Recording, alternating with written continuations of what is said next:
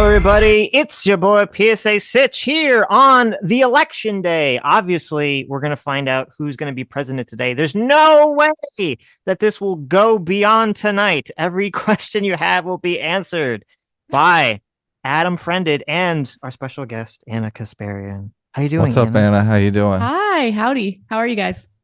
Great. Great. Yeah. How excited are you for this? Are you just like on your edge of your seat here? No, I'm not. You don't care at all. You're like, whatever. Just get it over with. I just cannot wait for the election to be over more than anything. I'm not as, I don't know, people get a little apocalyptic about it. I think I'm a lot less apocalyptic. I don't think that Trump would be good for the direction of the country, mainly because of how incredibly irresponsible and divisive his statements are. You know, over the weekend, he talked about how he wouldn't mind journalists getting shot at his rally. It's like, so he's frustrating. He's like, it's so incredibly frustrating how irresponsible he is with his rhetoric. At the same time, I'm not excited about Kamala Harris. So, you know, I guess in a Democrat's eyes, best case scenario, she wins. But look, the way I see it is either we have chaos and more division and more irresponsible, violent rhetoric from Trump, which leads to a decline in quality of life, or we have the slow and steady decline of quality of life with Kamala Harris. I guess I'd rather go with the slow and steady decline of quality of life. That's the way I see it. Do you have a prediction? Have you staked out a claim on who you think is going to win the election? No. I look, everyone, in my opinion, is totally full of crap. I mean, if you're hyper partisan, you're going to be cheerleading your side. Oh, you're going to be doing all this like funky little math. You know, if you're a Democrat, you're going to take one outlier poll from Iowa and say, that's it. Kamala Harris is going to blow them out. Every single swing state, she's going to win by large margins. By the way, I would like the defeat, whoever wins, to be so abundantly clear and not close. So we don't have, you know, possibly months of feeling like we're at the edge of civil war, but who knows? I just think the polls indicate that it's too close. They're neck and neck. What do you guys think? Well, no, even if it is overwhelming, that could be bad too, right? Can you imagine Kamala Harris with a mandate? I mean, it's going to be like full mask off, total woke. It's going to be trans women in sports everywhere. I don't think, okay, so here's the difference between Kamala and Trump. Trump was the kind of guy who didn't really care about the rules per se, right? Like, or decorum or following establishment procedure. He was a steamroller. He just decided to steamroll and he went for it. Democrats are not the same way. The idea that Kamala Harris would steamroll to get what she wants is laughable to me. I don't think that's going to happen at all. In fact, look, that's both a good thing and a bad thing, because when you think about what she's running on and what's motivating so many young women or women in general to come out and vote for her, it's the idea that she's going to protect reproductive freedoms. But she's not going to get rid of the Senate filibuster, which requires 60 votes in order to pass any law or codify abortion rights. So she's making a lot of promises that she's going to be unable to keep. And these are promises that are motivating the women to show up and vote for her. So my point is, Democrats tend to have a lot more respect for standard procedures, the way our institutions are set up. There have only been a few instances where Democrats have been willing to do away with or just suspend the Senate filibuster, and it's usually to lift the debt ceiling. So you think it's safer that way? Like, it could go the same way if there's a Trump mandate. Obviously, Trump is going to be, and I think he's going to have the Senate and the Congress, right, if he wins? There are some projections indicating that Republicans could take control of the Senate. You know, if that happens, it would create a bit of a scary situation in which Trump would have a lot more power. The Republican Party would have a lot more power. I don't know if they would have the supermajority necessary to pass anything Trump wants. But I will say this, you know, I think we have to be real about both campaigns. Okay. There's been a lack of specificity, a lack of real detailed policy proposals there's been a lot about vibes and who you like personally as an individual, as opposed to who's offering you better solutions for the country. Like Trump's mass deportation would crush the economy. Like it's not a real policy. It just sounds good to people who understandably may have experienced the negative impact of, a large influx of migrants coming in without their municipality having the resources necessary to respond to that influx appropriately. There's a lot of anger in the country over that. And so his rhetoric might sound good, but that's not really a policy. Look, with Trump, the thing that I'm most worried about is his chaotic way of governing. And I think part of that is just who he is, but it's also due to his reaction to establishment politicians, namely in the Democratic Party, but I think to some extent even Republicans, who push back against him and want him to go along with, the establishment decorum or the media maybe taking him out of context or being unfair to him. Every action has an equal or more extreme reaction from Trump. And so I think that's going to lead to a lot of chaos as well. And honestly, I don't know if my mental health can survive 4 straight years of the media's hyperbolic nonsense. If Trump wins, it's going to drive me insane because it puts me in an impossible situation, right? Like on MSNBC today, I think it was on Morning Joe, like they're talking about how if Trump wins, they're not going to allow historians to write history books anymore. And like, I don't know, am I allowed to say that that's hyperbolic? Is that okay? Is that okay for people? Or are they going to freak out?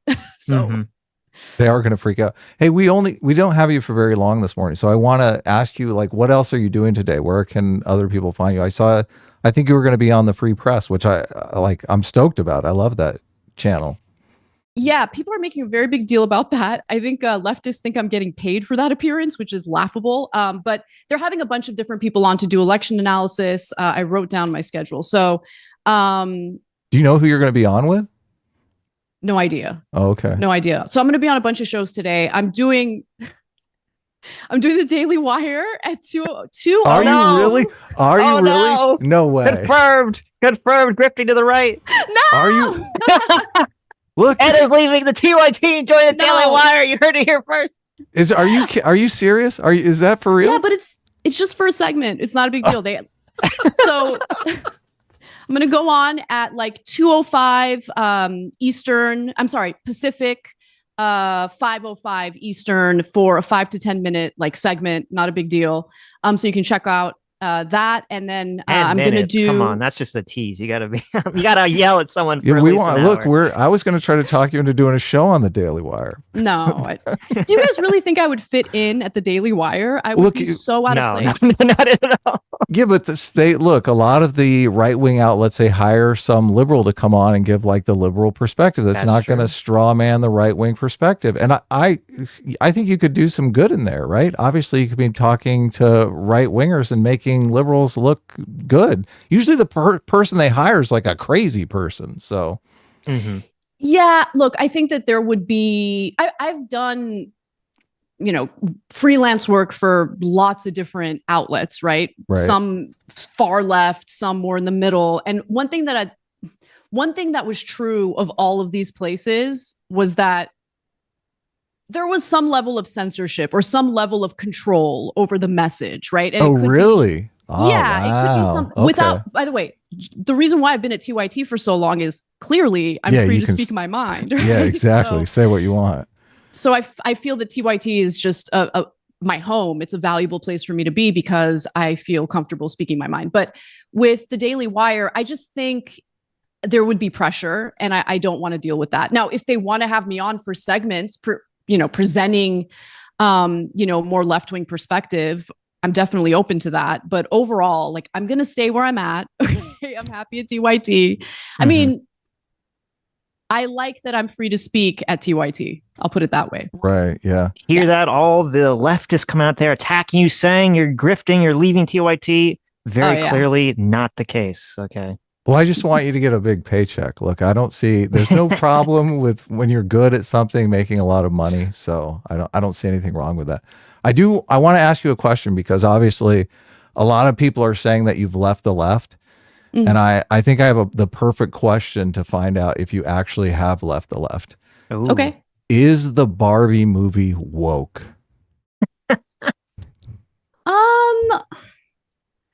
I like the Barbie movie. I mean, I thought you guys had. I watched your review of it. I remember, yeah. It's interesting actually because Jenk and I did our own review, and that happened prior to me watching the review that you guys did. There were a lot of similarities in terms of the critique I had of that film, but I don't know. For me, maybe I have a higher tolerance level for woke, but when I see something that's like too woke, like it definitely bothers me and it's like annoying. I feel like I'm being preached at. Right. I didn't get that sense with the Barbie movie. Like I enjoyed it. It was entertaining. I enjoyed it. I watched coverage. I watched your coverage with Jank on the Barbie movie, and I felt so bad for you because it was so obvious that like you had a lot to say, and I felt like Jank just kind of steamrolled over you. So, which you know can happen sometimes, obviously. Well, but this I think this confirms it that Anna has 100% not left the left if she doesn't perceive Barbie as woke. I love that that's the litmus test. Sitch is on a tirade for people who don't believe Barbie is woke. So, but I kind of had the same analysis as you. I didn't think it was like, I mean, it is a bit woke, but I don't think it was like hitting me over the head. So, and that's kind of how I judge as well. Look, Sitch is already Adam's become a leftist too. What's going on? Already getting riled up. So, so actually, I had a bet with Adam that if Trump wins the election, I think he's going to go after Democrats with the attorney general legally. How do you feel about that? Do you think that's going to happen, or you think Trump is going to just let bygones be bygones? It will 100% happen, of course. Nice. I mean, he is very salty over, what he refers to as lawfare, and he's out for revenge. So I have no doubt that he's going to try. Now, like Jenk and I got into that shouting match about fascism, and look, I have an academic understanding of fascism. I got my master's degree in poli-sci. This is something I studied. And nice. So, where are Trump's brown shirts? Like, it's just, fascism is not something that's possible unless you have like a militarized citizenry, like street gangs that are angry and frustrated after going to war and coming back and living in poverty. Like, it doesn't make any sense. He hasn't done anything to weaken our institutions to the point where he would be able to take over as a dictator. And so that's where I was coming from. It doesn't mean that I agree with everything Trump's doing or I'm a supporter of Trump's. It's that I just don't find hyperbolic language appropriate. I think you need to identify what the real issues and threats are so you can address them appropriately rather than fearmonger about things that aren't true. But I bring that up because, look, guys, I really do believe in our country, and we still have rules and laws and regulations and a justice system. And if anything, what has happened to Trump and the inability of Democrats to, go after him and take him down through lawfare should give us all a little bit of breathing room to feel comfortable about the fact that, he might try to go after the Democrats, but he can't just throw them in prison. Like, you need to have probable cause. You need to provide evidence that they did something wrong. And so just this nonsensical idea that he's going to get elected and throw all the Democrat, like he's going to round them up and put them in internment camps, is ridiculous. Right. No, I mean, I agree with that 100%. Yeah. And there's actually, I should try to, I don't know, I got to find it. There's like a video that someone sent me. It's from like 6 years ago. It's called "Stop Making Me Defend Donald Trump." And it was like a little comedy sketch of, some people are making some like accusation, like a very hyperbolic accusation against Donald Trump. And then the guy's like, well, I don't like Trump at all, but that accusation is wrong. And then everyone freaks out. And I just feel like that's kind of what continually happens to us and you whenever this topic gets brought up. I think, I didn't know this at the time, but, well, I did know actually, because I watched it live, but I totally forgot. Like the Friday before Jenk and I kind of got into that debate where I just gave up immediately because I'm like, this is not going to go. This was recent, right? There was another last week. There was another clip going around. Well, I heard people talking about it. I could never find the clip. I looked for it where you supposedly said that you hoped Kamala Harris would lose. Did you say that, or is that just people talking? Are you kidding me? If I said that, like, Okay. Like, my home would have been bombed already. Like, Look, I thought, yeah, I did see people on Twitter talking about, you said you hoped Kamala Harris would lose on the Young Turks. And I was like, what? Like, I started looking for the clip everywhere, but I couldn't find it. People on Twitter have said that I'm gonna, like, I've already left TYT. Oh, I'm I gonna know. go. Like, I'm getting paid to do the free press today, which is laughable. What else? Well, they should pay you. You need a better agent, Anna. No, I mean, look, you don't get. It's actually kind of unethical to pay people for interviews, right? So I would find it a little strange if they're. Yeah, you're not supposed to pay people for interviews. Really? Oh, okay. Yeah. Yeah, it's like it breaks, journalistic ethics and stuff. I guess I've read Batya Unger Sargon's book, and she mentions this in the beginning of the book because I guess she paid some people for interviews too. So, oh, interesting. Okay. So I have I have a bet with Sitch also that if Kamala Harris wins, that there ain't no way in hell any kind of immigration reform is getting passed. What do you think? Well, that really does depend because, since that bipartisan Senate bill was squashed as a result of Donald Trump telling Republicans to kill it. But it was a bad bill, Anna, obviously.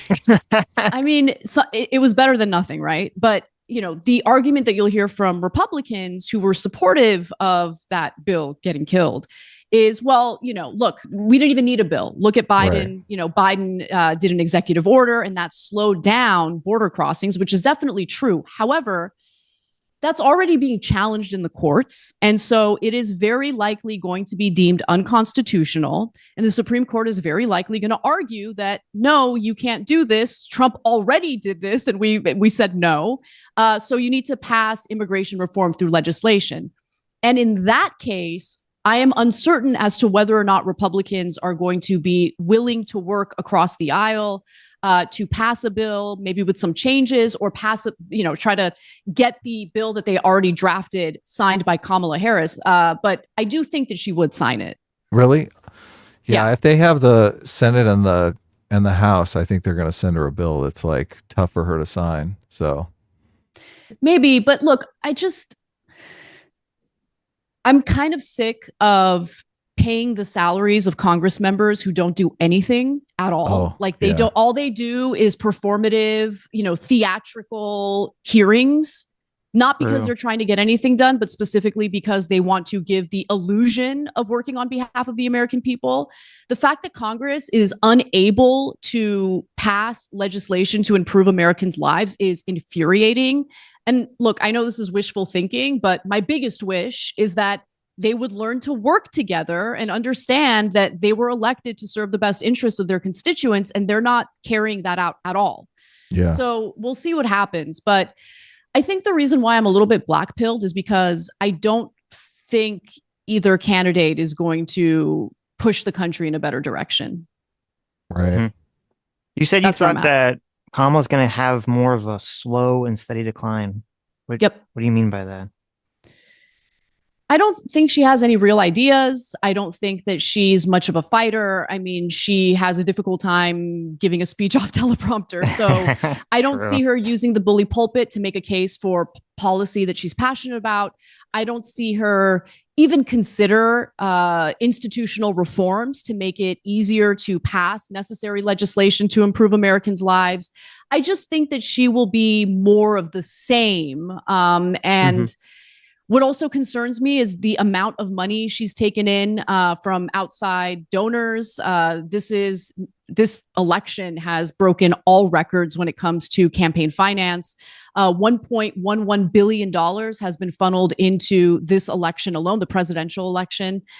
And so from outside money specifically. And so money talks. And anyone who doesn't understand how transactional politics really is incredibly naive and is setting themselves up for a world of disappointment. Kamala Harris campaigning with Liz Cheney, and that's really the thing that bothers me the most about her right now. Liz Cheney is not going to swing states and campaigning with Kamala Harris and not expecting something in return. Okay. Everything is transactional. And when I look at the neoconservatives of the Bush era and the constitutional violations that they committed, the suspension of habeas corpus, which prevented so-called suspected enemy combatants from being even able to legally challenge their detention. These are individuals who were detained without trial, detained without any charges, and they didn't have the ability for 2 years because of the Bush administration to challenge the legality of their detainment. You know, when I consider the fact that George W. Bush attempted to fire 93, literally 93 U.S. attorneys because they weren't doing his bidding. Alberto Gonzales, his attorney general at the time, was like, oh, if we fire all 93, that's going to look bad. So why don't we do 8 instead? Mm-hmm. Like, let's just have a conversation about the laundering of the neocons' reputations right now by the Democratic Party. And I'm supposed to cheerlead this? No. Sorry. Yeah, did you see The View? They said they wanted they thought Liz Cheney would make a good attorney general. Wow. The audience cheered. Holy. Yeah, look, they shouldn't have people who have no idea what they're talking about commenting on politics. It's pathetic. People really have talked in the past about a party switch. Do you think we're witnessing something like that now? I don't know if it's a party switch. It feels more, look, I honestly think that right now the Republican Party is cosplaying as individuals who care about blue collar workers and the working class. I hope I'm proven wrong. I mean, it would be amazing if they prove me wrong, but I'm not fully buying it, considering, you know, Trump has focused much of his, like, one of the things he said recently was, I want to get rid of income tax altogether. No more income tax. And instead, we're going to do tariffs, right? Okay, well, that is the largest redistribution of wealth from the bottom to the top in this country, if that actually came to fruition. Like, his priorities seem to be helping out the rich and cutting their taxes. And, you know, in lieu of tax revenue, essentially slapping tariffs on anything that's being manufactured outside of the United States, which might sound good in theory, but obviously the cost will be transferred to Americans. Now, I'm in favor of targeted tariffs, and I think his tariffs during his first term were good. In fact, I'm not the only one who thought that. Biden clearly thought so because he kept them and expanded them. You know, so, you know, there's a lot of tough talk from Trump, and he doesn't actually go as far as he claims he's going to go. But at the same time, if you look at what he's proposing as a whole, it seems to be a lot more like goodies for the rich as opposed to the ordinary working class voter. But you look at Kamala Harris, and she's funded by people like Reid Hoffman, who's a billionaire. And he just went on CNBC and clearly noted, like, yeah, I wanted to get rid of Lena Khan, who's the head of the FTC and who's been doing a good job preventing, you know, larger companies from gobbling up smaller companies. Mergers and acquisitions have been pretty devastating for American consumers. And she's done a good job, you know, fighting against that. Even JD Vance, of all people, has given her credit for it. And so I do think Lena Khan's days are numbered, regardless of who wins. And when it comes to Kamala Harris, I think that decision lies in the fact that she's funded by billionaires who want to get rid of Lena Khan. It's that simple. Well, yeah, I don't think we're in a party switch at all. And it would be really interesting if Trump loses to even see what direction the Republican Party is going to even go. Because I'm not convinced that the sort of like MAGA populist, isolationist, anti-neoconservative, somewhat anti-neoliberal, you know, Republican Party is going to continue going forward. And it's going to be this weird battle of the soul of the Republican Party to see if a lot of the MAGA people jump ship, or I think a lot of them, not everyone, but I think like a lot of the Republican Party that's pro-Trump, like, it doesn't really matter. And I think the same thing for Democrats. It doesn't really matter like the specific policies, as long as they're framed in a way that aligns with their moral intuitions, they'll just follow kind of wherever the party goes. You don't think the tariffs did end up saving jobs, though? I mean, and also their middle class people did also get tax cuts, not just the rich. The middle class tax cuts are the ones that are expiring now, which really sucks for us. Yeah, I'm a little bit concerned taxes about, will go up. Yeah. So how is that not catering to the middle class? I mean, you yourself said that politics is transactional, right? So yeah, they make campaign promises. Like no tax on tips is a campaign promise that I think will obviously it depends on how that's implemented, though, right? Because it's definitely going to be a windfall go from making a salary to being a tipped worker. Right. Yeah, it's going to definitely put some distortions in the economy. But I don't see how you can say that's aimed at the wealthy. Well, I mean, it's what he has said during this particular campaign, right? Like doing away with income taxes altogether and instead relying on insanely high tariffs. Yeah, I don't see how that could work. It doesn't even seem possible. Yeah. That'd be so massively inflationary. It'd be ridiculous. Now, I will say this, and I hope no leftists are watching because they're gonna like their heads are gonna explode. But it's true, and this is what I really felt. They're all watching right now. What are you talking? I know. All right, well, you guys can eat a dick. So I was actually impressed with some of what he had to say during his hour-long interview with the Bloomberg editor-in-chief, and in that conversation, he was talking about very targeted tariffs, particularly tariffs that would impact the auto industry.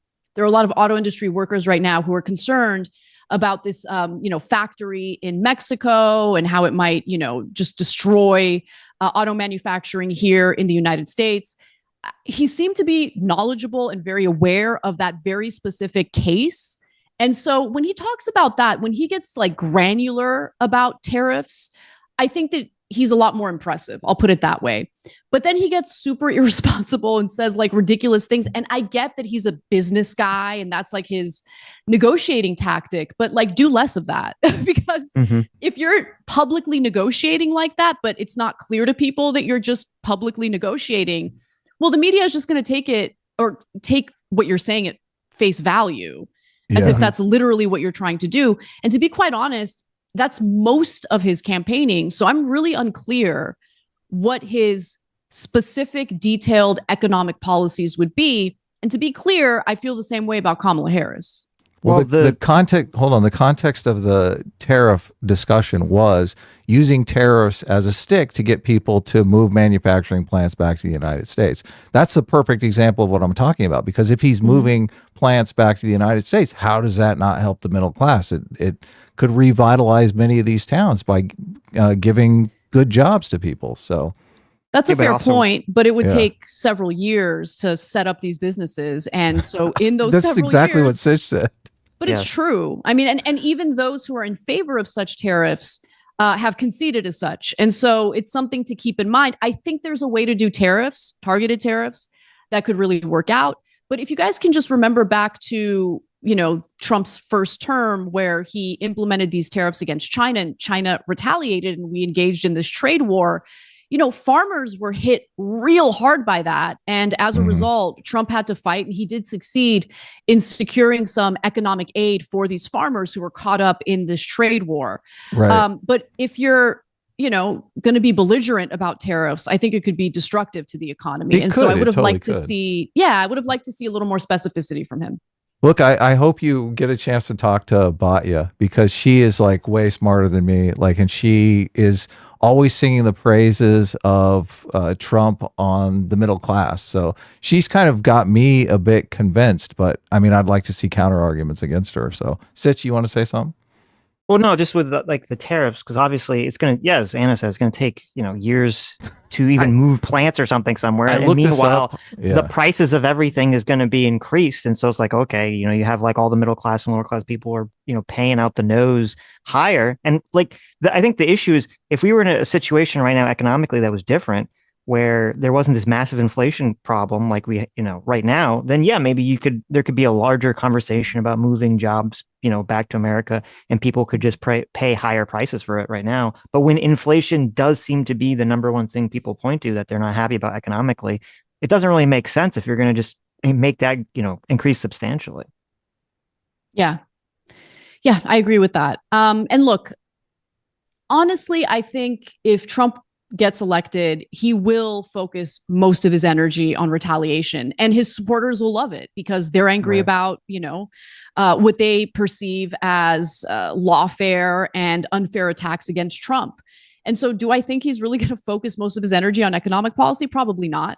But, with Kamala Harris, it's just so interesting to me that there were two proposals from her that I wanted to hear more about, and I think would have been incredibly popular with the electorate.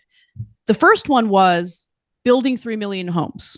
Okay, that sounds great. I don't want to hear about your $25,000 subsidy for new home buyers. That's not going to make the housing crisis better. It's going to make it worse. It's going to inflate prices. So how are you going to do it? Like you say, you're going to increase the inventory of homes, but you also have to contend with the fact that there are state and local zoning laws that will make that incredibly difficult. How do you intend to overcome those obstacles? No conversation about that. She immediately switched from interesting sounding policies that we need to hear more about to Trump bad, which is the most boring campaign tactic ever. I'm sick of hearing about it. But the other thing that she had proposed that I really liked was banning private equity firms from buying up residential real estate to then turn it into, rentals and jack up rent prices and all of that stuff. And we heard it from her like once. I think she might have it on her website. Mm-hmm. Are you really going to do it? You haven't really been campaigning on it. And then again, when you look at who's funding her campaign, I am concerned that, these are individuals who are not going to want her to ban private equity firms from buying up residential real estate. So she's not going to protect reproductive rights because she doesn't have the capacity to do so, considering how our institutions are set up. I feel that her running on that has been honestly emotional manipulation. And it's especially frustrating when you consider the fact that Democrats had opportunities in the past to secure, reproductive rights through codifying reproductive rights. Obama came into office with a supermajority. He could have done it. He didn't fight for it. And he said on camera that it wasn't a priority of his. And now you have Democrats, including the Obamas, running on this issue for Kamala. And it's like, okay, yeah, whatever. Mm-hmm. Like, I'm so black-pilled at this point, and I'm sick of the gross games. Like, actually accomplish something. Seriously. Don't mess things up and then run on the things that you've messed up and how you're supposedly going to fix it.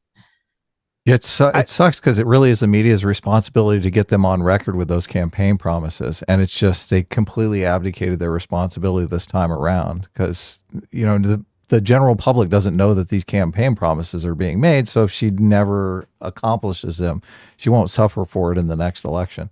I was curious what you thought, because obviously you probably know that Trump didn't praise neo-Nazis. Like, it's pretty, I hate that saying because it implies that 80 million people who are going to vote for Trump would vote for a person that would praise neo-Nazis, which is just a detestable society to think that you live in. And Obama endorsed that recently, and I lost so much respect for Obama doing that.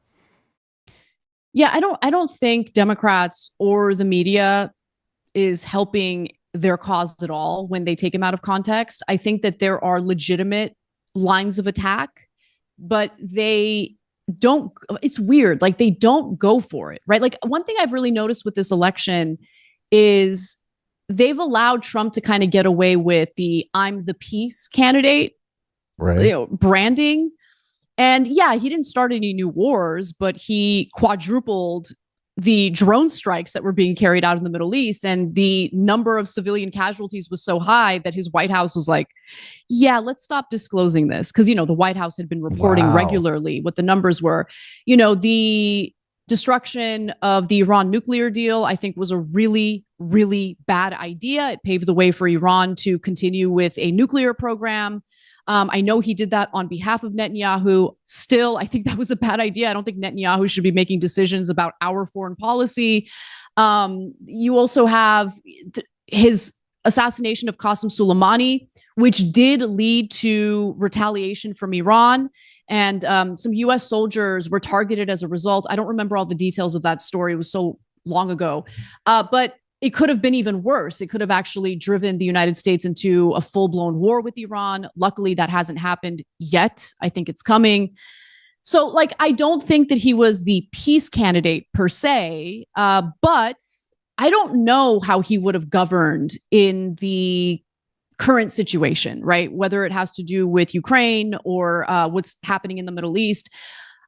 Everything that he has said publicly makes it clear to me that he would be even more friendly to Israel in regard to what's happening in the Middle East. Obviously, he's way more empathetic to the argument that we should stop supporting Ukraine. So there might be some differences, but who's to say? Yeah. That the Gaza thing, I think, influences you a lot more than it influences me.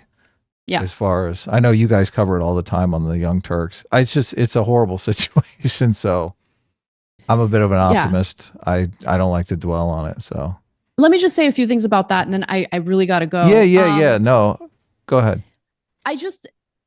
I constantly find myself in this impossible situation with almost every, hotly contested event or news story. And what's happening right now in the Middle East is a perfect example. I do not like dehumanizing people, and I think civilians should be protected under any and all circumstances. And right now, I think the people who get the most attention are individuals who engage in the dehumanization of one side or the other. But on the left, obviously, you have a small but very loud and influential faction that says things that are like so gross about the Israeli side and the Israeli civilians in particular, right? Like, I have no love for Israel's current government. I think that they are not only destroying the Middle East, but they're destroying their own country. I don't think that they give a damn about Israeli civilians at all. I think that there's a lot of interest in more land, more power. And it's not to the benefit of the Israeli people, it's to the detriment of Israeli people. And at the same time, of course, we know a ton of civilians are getting killed, in Gaza, in Lebanon, and it's bad. And I'm worried that it's going to spread to Iran. Now, with all of that in mind, yeah, Israeli civilians are human beings and they should be protected. And the trauma and atrocities that they've faced, no one should make light of it. No one should brush it off. It is very serious. But I'm in this impossible situation where if I'm too critical of Israel, people like put me or group me in with those who like dehumanize Israelis.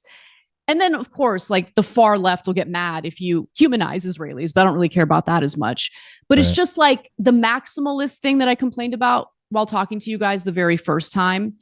Mm-hmm. It's like you can't just be a reasonable person anymore. You have to be an extremist on every political issue. And if you're not, well, then you open yourself up to an insane amount of harassment and ridiculous allegations and smears. Right. By the extremists. So This was great. Thank you so much for coming on. And I can't wait to see the fallout from your Daily Wire appearance, because that's going to be hilarious. That's going to be comedy gold. Thanks, guys. Always a pleasure. Always fun. Have a great time tonight. Take care. Bye. Hassan's a dumb fuck. And I know these are jokes. I'm not supposed to take them seriously. It hurts. It really does. And obviously, like, I'm king of late night Twitch streams or daily Twitch streams, Hassanabi. I'm a sensitive guy. Jesus. What's up? I just finished my bagel. I wasn't going to start right away, but America deserved 9/11, dude. Okay. Sounds a dumb fuck with his fitness. That's why he's so tall. People like myself are living, breathing proof that, like, meritocracy is kind of a fucking lie. Dude, I'm sorry, dude. It's just not real. How about this? Suck my dick. You probably don't know the full extent of my political ideology. I am of the mindset that civilized countries allow its citizens to fucking brawl with cops, okay? We have this very weird attitude that, like, you can't brawl with a cop ever. They'll kill you, okay? The only countries outside of the United States where people can't fucking brawl with cops are dictatorships. Brawl with cops, okay? Every day I get closer and closer to a Chinese-style authoritarian grip on what the press can and can't say. Maybe we should jail fucking pundits. Of course, in a situation like the United States of America, the first pundit that was going to jail would be me. I think. That's unbelievable to me. Online leftists are fucking stupid. Dumb fuck, subhuman, you're fucking retarded. So there is no way I can argue with you on this issue. I'm done. Hitler wasn't fucking bad because he decided to invade Austria. He was bad because he was fucking killing Jews. I think. I just want to say, this a dumb fuck was his fitness. That's why he's so tall. I think. This a dumb fuck was his fitness. That's why he's so. Suck my dick. Dumbass. What the fuck is wrong with you, dude? Like. Also, somebody linked this. Look, it looks like the Adam and Sitch people are doing a stream on me right now. I love these guys. Enlightened Centrist. This a dumb fuck was his fitness. Suck my dick. a dumb fuck was his fitness. That's why he's so cold. The son's a dumb fuck was his fitness. That's why he's so cold, you know?